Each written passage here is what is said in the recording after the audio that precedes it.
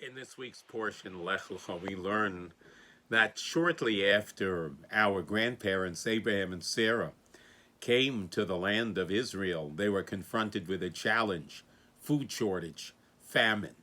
And they were forced to travel down through the south of Eretz Yisrael and go to Egypt.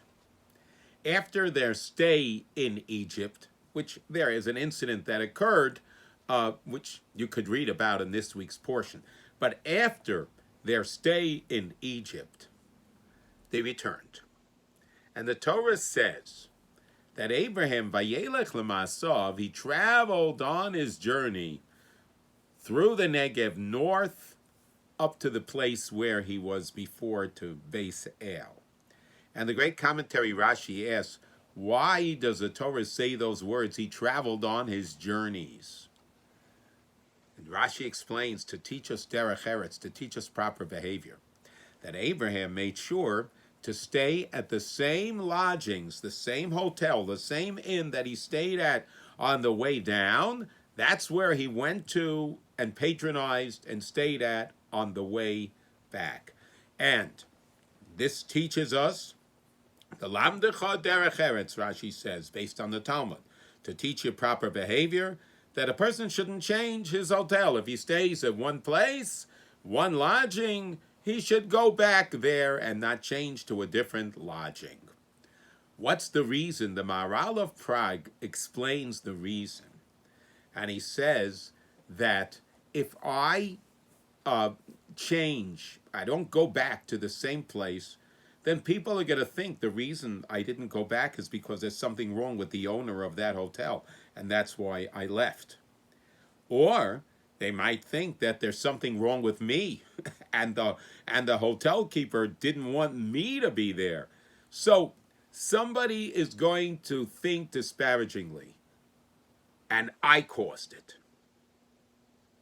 Don't cause it. I might ask the following question. I'm not saying slander on anyone. I didn't do anything wrong. All I wanted to was to change my hotel. The Torah is teaching me that I am responsible to avoid any kind of negative thoughts that might emerge from my actions.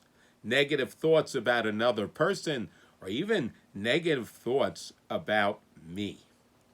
The message is very powerful. Who am I? I'm just a person. Do I make such a big difference? Do I make such an impact? And the answer is yes.